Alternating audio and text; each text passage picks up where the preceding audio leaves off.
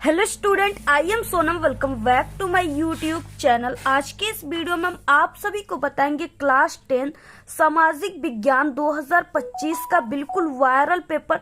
ठीक है, ये जो पेपर है ये बिल्कुल 100% वायरल पेपर है और ऐसा ही पेपर आप सभी का 11 मार्च को आने वाले, यानी जितने भी स्टूडेंट का 11 मार्च को सामाजिक विज्ञान का पेपर है उनके लिए ये वीडियो बहुत ही मोस्ट इंपॉर्टेंट है। और जितने भी स्टूडेंट 11 मार्च से पहले मात्र इस सामाजिक विज्ञान के पेपर को तैयार कर लेते उनका इस बार सामाजिक विज्ञान में पूरे के पूरे 70 में 70 नंबर आएंगे, यानी पूरे 70 में 70 नंबर बिल्कुल छाप करके आओगे आप लोग, फोड़ करके आग लगा कर आओगे।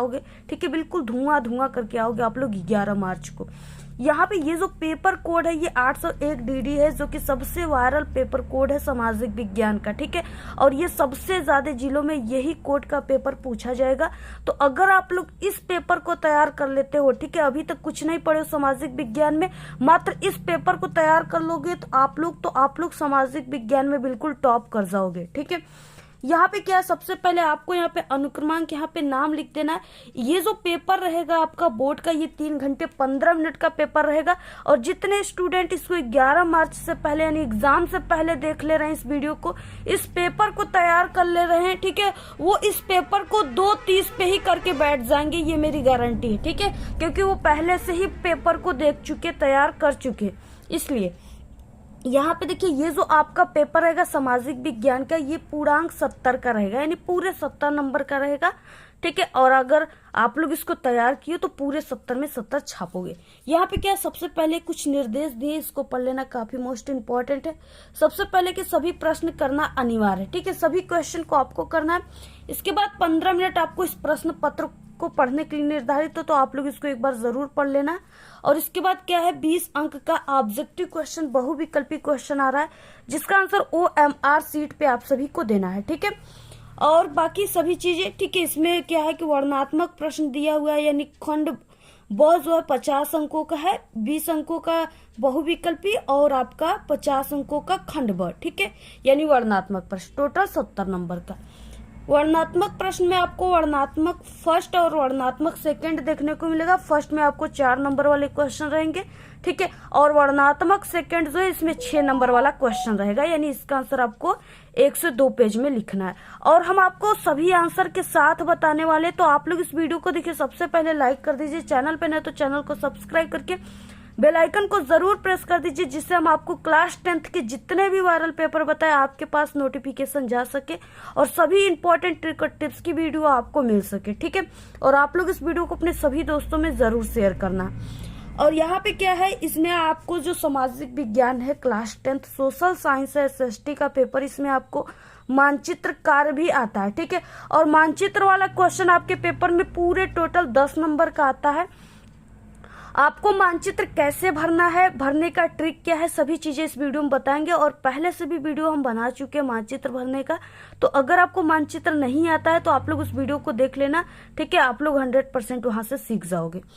तो यहाँ पे आपको मानचित्र वाले क्वेश्चन 10 नंबर के आते हैं। ठीक है, मानचित्र आपको मिलेगा, उसको भरने के बाद आपको ये जो कॉपी पर आप लोग आंसर लिखोगे उसके साथ आपको यहाँ पे बोला गया है कि मजबूती से आपको संलग्न करना है, यानी बांधना है। ठीक है, जिससे कि आपकी कॉपी जिसपे आप लोग आंसर लिख रहे हो और आपका आपका जो मानचित्र है वो दोनों एग्जामिनर के पास जा सके और दोनों के नंबर आपको मिल सके। ठीक है, तो बाकी यही सब चीजें। अब यहाँ से हम लोग बिना टाइम वेस्ट किए स्टार्ट करते हैं खंड अ बहुविकल्पी क्वेश्चन।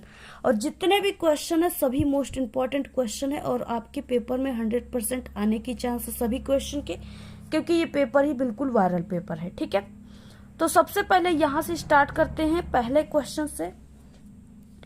पहला क्वेश्चन है कि फ्रांस की क्रांति कब हुई थी, और ये क्वेश्चन बहुत मोस्ट इंपॉर्टेंट है, पक्का पेपर में हर साल पूछता है। ठीक है, तो यहाँ पे 1688 ईस्वी में, 1789 ईस्वी में, 1914 ईस्वी में, 1939 ईस्वी में। तो देखिए, जो फ्रांस की क्रांति हुई थी ना वो 1789 ईस्वी में हुई थी और ये लुई 16वें के शासन काल में हुआ था। ठीक है, और ये फ्रांस में हुआ था।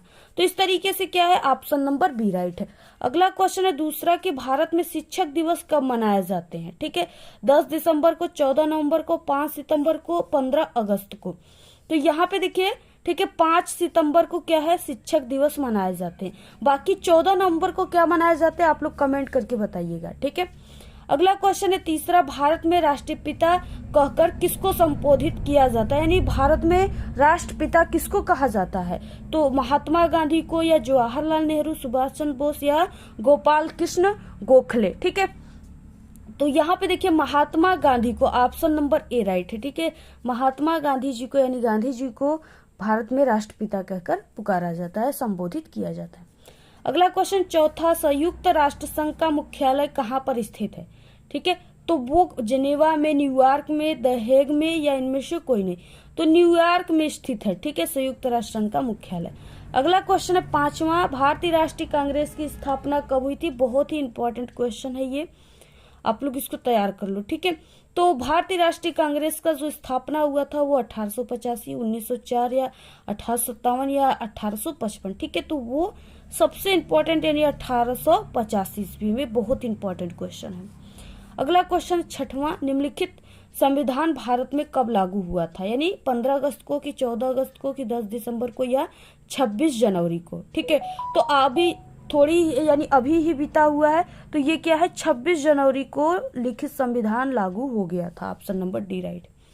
सातवां क्वेश्चन है, निम्न में से कौन सी रोपण फसल है? बहुत ही इंपॉर्टेंट क्वेश्चन है, ये आता है पेपर में। गेहूं, चना, गन्ना या मूंगफली? ठीक है, तो यहाँ पे इसमें से गन्ना जो है ये रोपण फसल है, इसको रोपा जाता है। ठीक है, बाकी गेहूं वगैरह, चना, मूंगफली, इन सबको दाने ऐसे ही छींट दिए जाते हैं खेतों में, लेकिन ये गन्ना जो होता है इसको ऐसे नालियों को बना करके इसके अंदर ऐसे गन्ना को रखा जाता है। ठीक है, तो इसको रोपण फसल कहते हैं।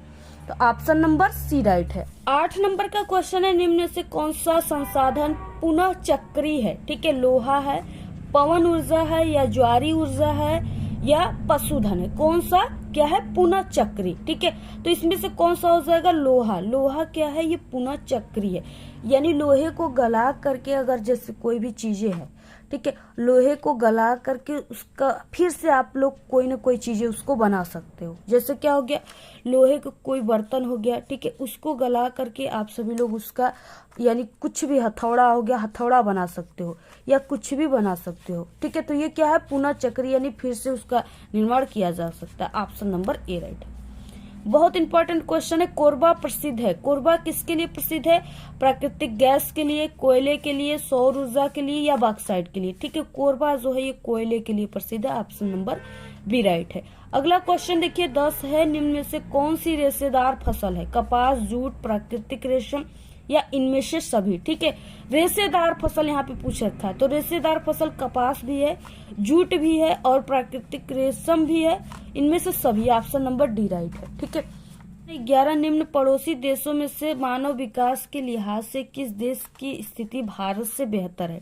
ठीक है, बांग्लादेश, श्रीलंका, नेपाल, या पाकिस्तान?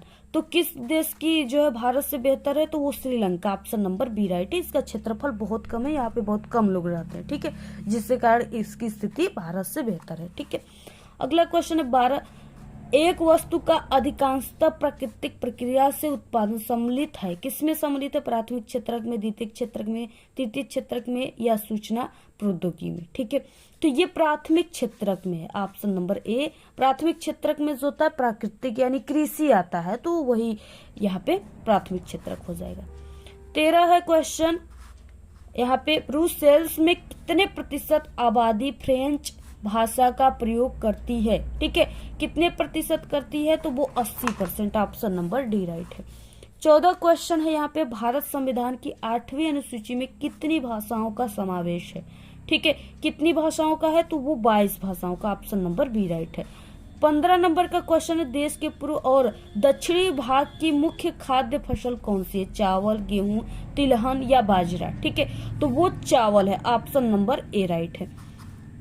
अगला क्वेश्चन देखिए, और यहाँ पे ठीक है इस तरीके से क्वेश्चन है, 16 शाकाहारी भोजन में कौन सी फसल प्रोटीन का मुख्य स्रोत है?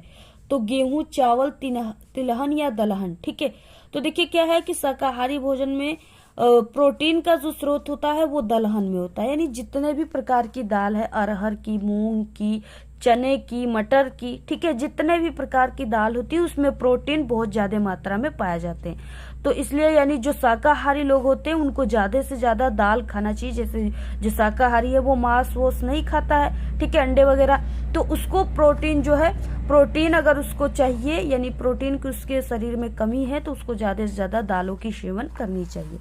अगला क्वेश्चन है यहाँ पे 17, वैश्वीकरण अब तक किसके पक्ष में रहा है? विकासशील देश के, विकसित देश के, गरीब देश के या सभी के? ठीक है, तो यहाँ पे हो जाएगा यानी कि विकसित देश के, ऑप्शन नंबर बी राइट है, विकसित, ठीक है, जो यानी जो अमीर देश है। उसके बाद अगला क्वेश्चन 18, पार्वती घाटी किस राज्य में स्थित है? उत्तराखंड, पंजाब, हरियाणा, ठीक है, हिमाचल प्रदेश। तो यहाँ पे हो जाएगा हिमाचल प्रदेश में, ऑप्शन डी राइट है। 19 क्वेश्चन है, जर्मनी का राष्ट्र रूपक क्या है? ठीक है, क्या है जर्मनी का राष्ट्र रूपक? तो वो है जर्मेनिया है, ऑप्शन नंबर बी राइट है। अगला क्वेश्चन है 20, कृषि एवं वानिकी किस क्षेत्र से संबंधित है? ठीक है, तृतीयक, द्वितीयक, प्राथमिक या ये तीनों? तो ये किससे संबंधित है? तो ये प्राथमिक से। हमने आपको बताया ऊपर की कृषि आता है प्राथमिक क्षेत्र में, ठीक है, तो वही यहाँ पे बोला गया है, तो ऑप्शन नंबर सी राइट है। तो ये थे 20 ऑब्जेक्टिव क्वेश्चन। अगर आप लोग इन सभी क्वेश्चन को तैयार कर लेते हो तो यहाँ से आपका 20 नंबर पक्का हो जाएगा, ठीक है।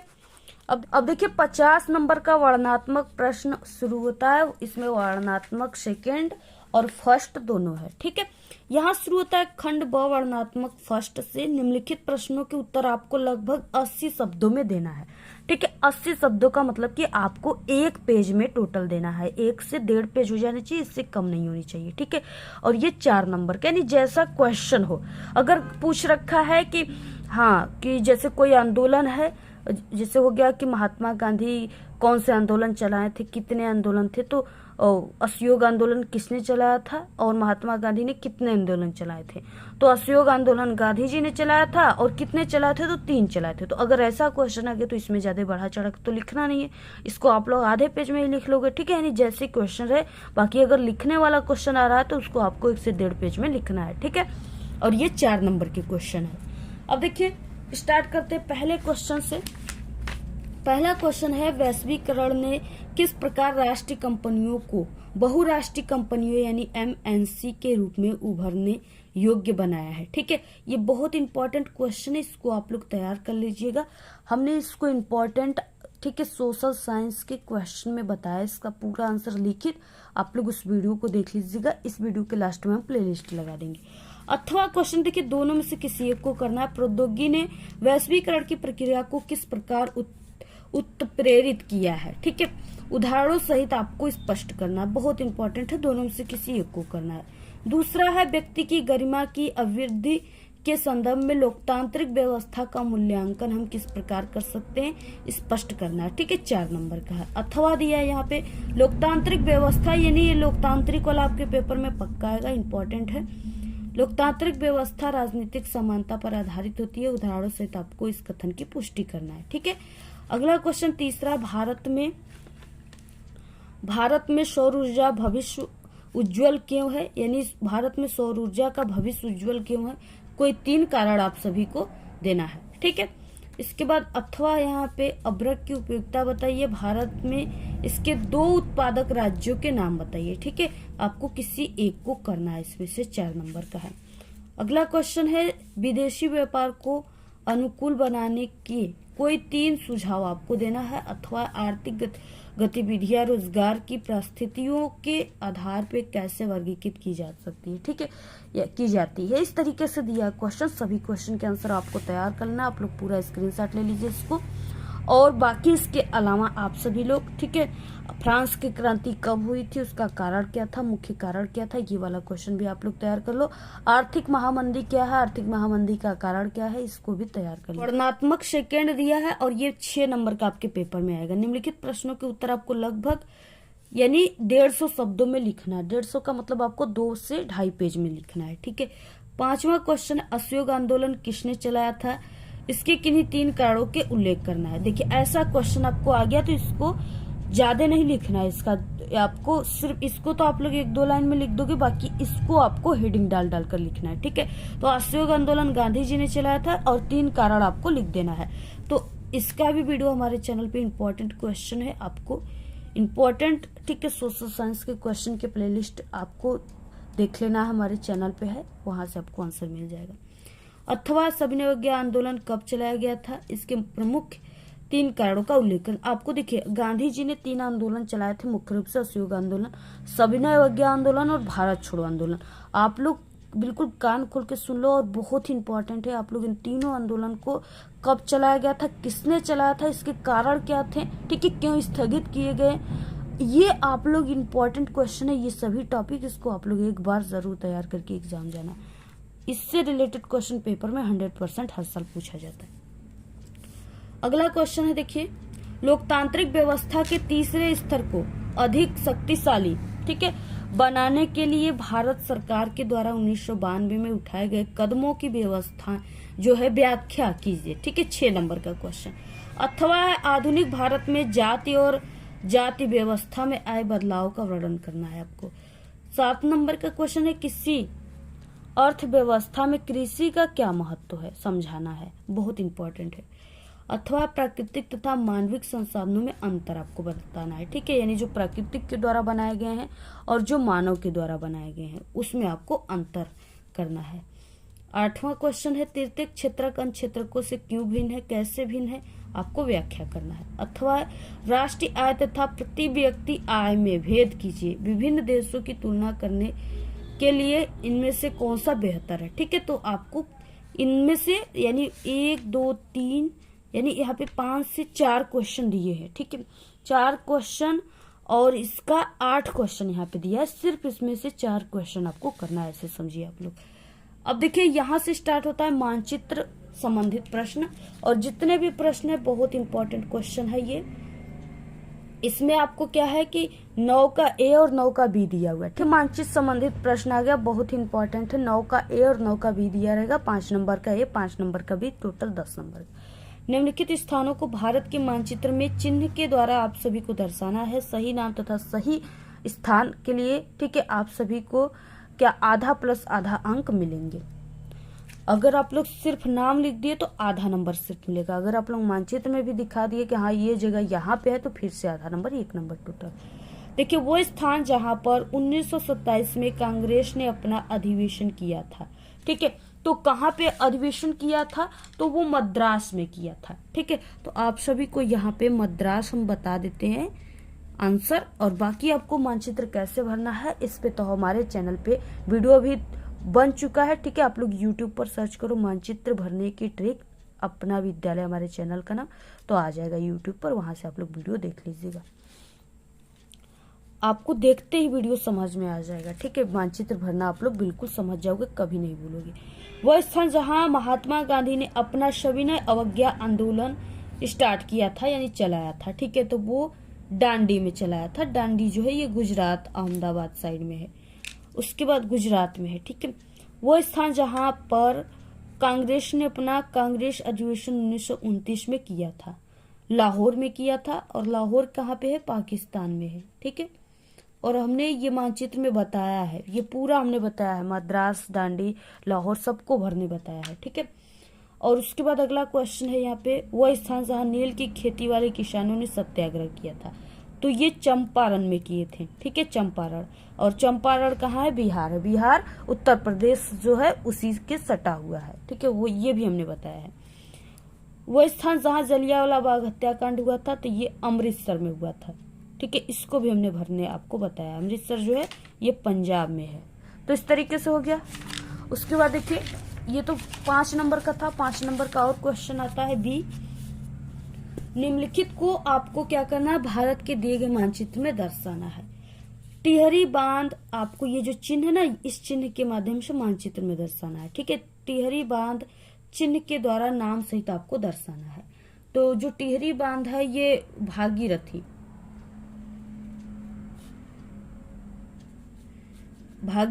नदी पर है, ठीक है, और कहाँ पे भागीरथी नदी है तो आपको इसको मानचित्र में भरना है, ठीक है।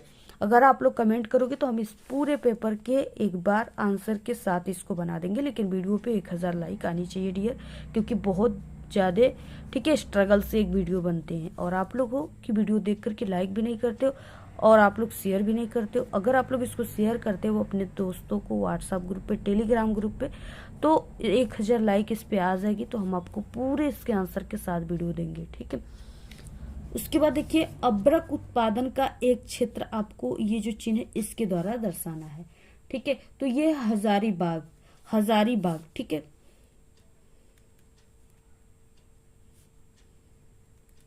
हजारीबाग जो है अभ्रक उत्पादक का क्षेत्र है, आप लोग इसको तैयार कर लो। आणविक ऊर्जा का एक क्षेत्र आपको ये जो चिन्ह है इसके द्वारा दर्शाना है, तो ये केगा है, केगा, ठीक है, इसका आंसर हो जाएगा। ताप्ती नदी आपको चिन्ह के द्वारा दर्शाना है। ताप्ती नदी जो है वो कहाँ, यानी अरब सागर की तरफ है, तो आप लोग इसको तैयार कर लो। प्रयागराज नगर चिन्ह के द्वारा आपको दर्शाना है, तो जो उत्तर प्रदेश का एरिया है, ठीक है। आपको लखनऊ के नीचे हमने बताया कि प्रयागराज को इलाहाबाद भी कहते हैं, आपको, ठीक है, उसी जगह दर्शाना है, इसको हमने बताया है। आप लोग मानचित्र भरने वाली वीडियो हमारी देख लीजिएगा, वहां से आपको पूरा ये टोटल तैयार हो जाएगा, ठीक है। तो सिर्फ आपको यहाँ तक ही क्वेश्चन करना है, बाकी यहाँ से क्वेश्चन डिस्ट्रीब्यूटेड, यानी जिसको कम दिखाई देता है वो ये वाला क्वेश्चन करेगा, ठीक है। आपको सिर्फ यही तक करना है। तो इस तरीके से आप लोग सामाजिक विज्ञान के इस पूरे पेपर को तैयार कर लो, ठीक है। और आपका पूरा का पूरा 70 में 70 नंबर आने वाला है, ठीक है, अगर आप लोग इस पेपर को तैयार कर लिए तब। और हाँ, आप सभी को हम बता दें कि ये नहीं कि सिर्फ आप लोग इस पेपर को तैयार कर लोगे तो आपका पूरा का पूरा ऐसा ही पेपर आने वाला बोर्ड में, ठीक है। ऐसा नहीं है, इसमें से कुछ क्वेश्चन यानी 80% क्वेश्चन आपके पेपर में पूछे जा सकते हैं, पूरे के पूरे ऐसा ही पेपर कभी भी नहीं आता है, ठीक है। तो ये सिर्फ आपको एक मॉडल बताया गया है बोर्ड का, यानी बोर्ड में ऐसे क्वेश्चन पूछे जाते हैं, इतने क्वेश्चन आते हैं, बाकी ये असली पेपर नहीं है, ठीक है। तो इस तरीके से आप लोग इसको, यानी आप लोग इसको तैयार कर लेते हो तो इसमें से कुछ क्वेश्चन आपके पेपर में पूछे जा सकते हैं। बाकी ऐसे ही हमारे चैनल पे क्लास 10th के ऑल सब्जेक्ट की पेपर बन चुकी है, ठीक है। आप लोग जरूर प्लेलिस्ट में देख लेना और सभी पेपर को आप लोग तैयार कर लो। आज के इस वीडियो में सिर्फ इतना ही। आपको ये वीडियो कैसा लगा? अगर वीडियो पसंद आए तो एक बड़ा सा लाइक कर दे, चैनल पे नए तो सब्सक्राइब करके बेल आइकन को जरूर प्रेस कर दे। Thanks, all the very best, bye bye.